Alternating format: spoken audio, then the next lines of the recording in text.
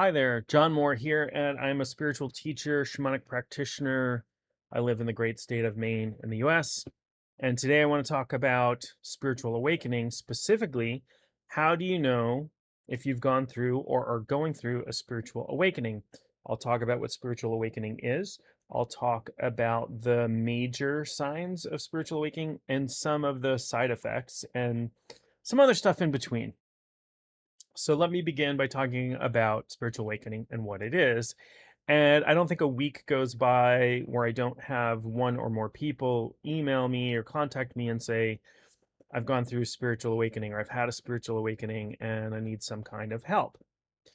And a couple of things I'll say about that is one can have an awakening experience and then go back to their normal state of consciousness. This is pretty normal, actually, for people who are practicing to have an awakening experience, but that not to be their permanent baseline. And then one can have experiences that might lead one to believe are spiritual awakening, but not really. And so let me explain why that is. Spiritual awakening is a shift in consciousness. It's a shift in how we experience life, the universe, everything. It is not a change in intellectual understanding or belief. It may be accompanied by a change in intellectual understanding or belief, but that's not what awakening is, right? You can learn a bunch of stuff, you can believe a bunch of stuff, but it's this fundamental shift that happens that is the awakening part. Now, the other thing I will say is that anybody who describes exactly what awakening is and that there's some end state to it is probably wrong. Now, there are religious systems that say this is what this awakening is. This is very technical. You have to hit these marks and whatever, and that's it. Um, but that doesn't appear to be the case. There are more profound or deeper levels of awakening and less deep awakening. And so some people are experiencing it in different levels and different qualities of awakening. So how do we know? How do we know if you've experienced an awakening? Well, there are some major signs. Okay. So let me describe the major signs. And if you don't have these in some respect, all three of these in some respect, then you're experiencing something. I would say you're experiencing something else, probably. Um, the first one is what some researchers have called fundamental well-being. Some people have called okayness, right? It's a sense, it's an experience that everything in the world is okay just as it is. Everything in the universe is okay just as it is, no matter what the drama is that's going on around here. Now, there are some levels of, or layers, or depths of spiritual awakening in which you can still get pulled in to some drama, but those experiences will tend to be short-lived. And you, like, if you've reached a baseline of an awakened state, then you will go back to where that baseline is. There tends to be a baseline of experience that move people move around. It's not like your experience is one thing forever, right? But we're talking about having a baseline experience of awakening, not just these glimpses of awakening that can happen during practice and then you go back to where you were. If this baseline, the number one sign is fundamental well-being, that everything in the universe is okay. If you don't have that, if you're looking around and everything's a mess and all of those things, and you don't have this background of peace, even if it's just slight for now, you probably haven't gone through an awakening experience. That being said, the initial awakening experience can be quite traumatic. It can look like a psychotic break. It can look like, a psychological crisis, a physical crisis. All kinds of things can happen. It's when you come out of that, what is your experience on the other side? Okay. So that's the first thing I'd look for. That's the first thing I'd ask people about, if that sense exists. You might be able to find that sense in you right now. And if you're living from that space, you may have had an awakening experience. Sometimes people transition into awakening very gradually, so gradually they don't know that they've gone there yet.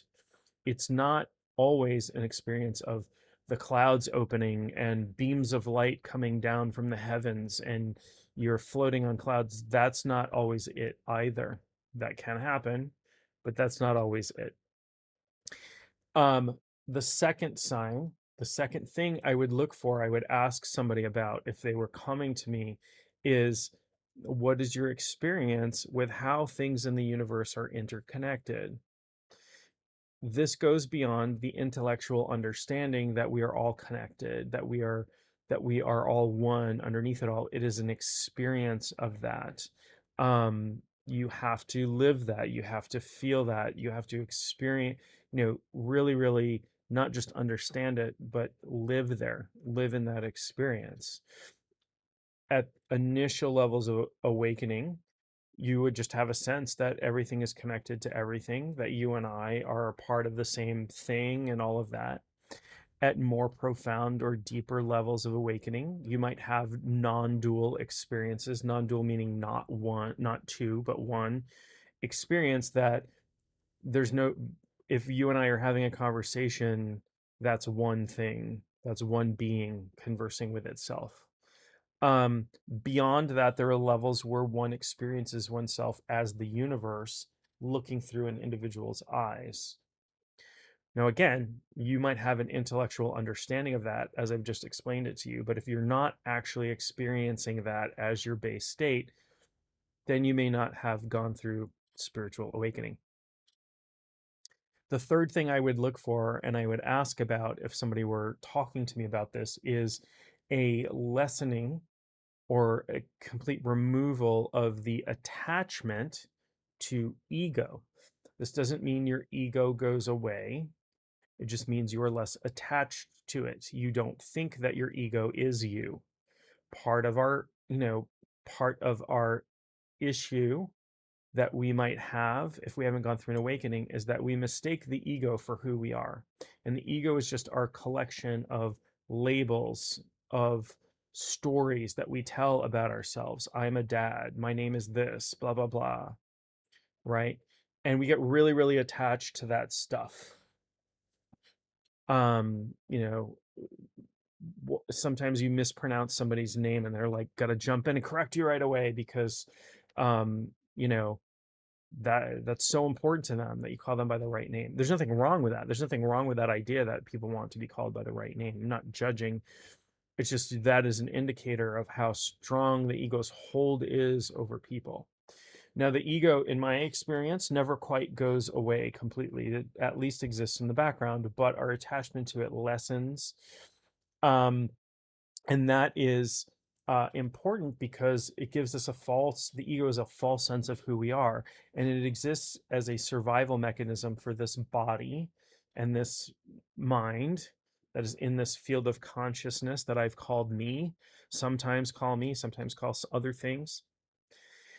Now, if I just erased my name from my experience and I went to go order a coffee from Starbucks and I said, "What's your name?" I couldn't give it to them. And then, if I gave them a name, John or whatever, and they called it, I wouldn't respond to that. So I wouldn't get coffee into this body. And this body loves coffee. So um, sometimes having a ego can be useful. And when I'm parenting, it's useful for me to step into that dad role, to adopt that role, adopt those stories about fatherhood that make sense to me. When I'm not being a dad, then it makes sense for me to step out and step into something else. When I'm in meditation, that role doesn't relate at all to what I'm doing. And so if I'm really, really attached to that, and all I can do during meditation is think about parenting or think about getting my coffee or whatever, that's going to take me out of that experience of oneness, that experience of fundamental okayness. So those three things are the fundamental, the biggest signs, in my opinion, that one has gone through a spiritual awakening. There are secondary and tertiary things. one's inner dialogue starts to reduce in intensity, and it stops feeling like the inner dialogue is you. Right. We identify very strongly with our body. We also identify really strongly with our thoughts. There is a biological mechanism for this in the brain, right? We have something called a default mode network, which is a bunch of brain regions that when you're not focused, as in meditation or working on something, just random thoughts are zipping around and they all feel like they are you. So there's, you know, when they hook people up to machines, there's reduced activity there. In fact, at very profound levels of spiritual awakening, the nervous system actually gets rewired to handle the level of consciousness that's coming through it. Um, this can, in fact, be dangerous. I wouldn't, you know, if you're watching this, I probably wouldn't worry about it. You know, you're, you know, most likely not there. It's a pretty rare experience, but some people have physiological issues from having profound awakening experiences. Those usually resolve themselves after some time, but you'll see people even like go catatonic for a while, or definitely people will have what are considered nervous breakdowns. Some people, it will impact their ability to breathe correctly or process food or, you know, whatever. It's because there are really, really old sections of the nervous system that are getting rewired when that occurs. So I would look for that stuff. I would look for reduced thought. Emotionally, you know, when you're living in this state of fundamental well-being, when you're living in that experience, your emotions become more pleasant when you have them. At some profound levels, emotions disappear a little bit. Then they appear to come back after a time, but there are, you know, places in awakening where emotions go away for a time. But the baseline emotion for most people is a very pleasant one, blissful, peaceful. It's like bliss and peace kind of at the same time in everything. And, you know, again, this doesn't, it's not dependent upon what's going on in the outside world as much. At initial levels of awakening, at less deep levels of awakening, there, you know, certainly we can get pulled into drama a little bit. Certainly we can get, you know, pay attention to politics and that sort of thing. I can tell you that as my spiritual development has gone on, um, I am much less interested in the politics of the world and things like that than I used to be. And just because it's drama and it's a distraction, and does that mean I don't care about things like equality and taking care of people and all those things? No, it doesn't. It doesn't mean that for me at the moment. It just means the petty drama is just that. It's a distraction. So I hope that's helpful. Again, the important things to remember are if these three pieces aren't there, you might not have experienced a spiritual awakening. You might have experienced a spiritual awakening and then gone back to your previous experience level of experience, and that's totally fine. There's no judgment. There's no better than or worse than.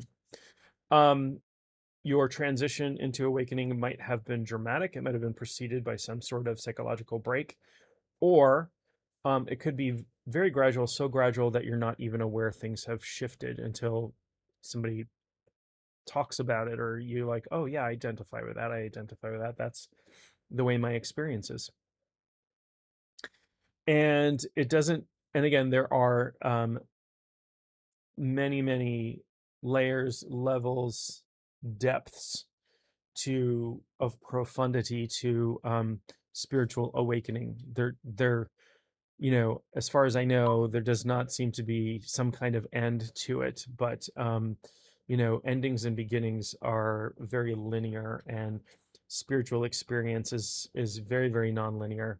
And so it's really hard. I know there are researchers who are putting these things on a continuum and measuring different things and that sort of thing, but I also know that they're having trouble with, once they get to a certain place in trying to put things on a graph or whatever, it stuff starts to break down and it gets harder for them in that mode of thinking. I hope this is helpful. Feel free to reach out to me through my website. Link is below, and I will talk to you real soon.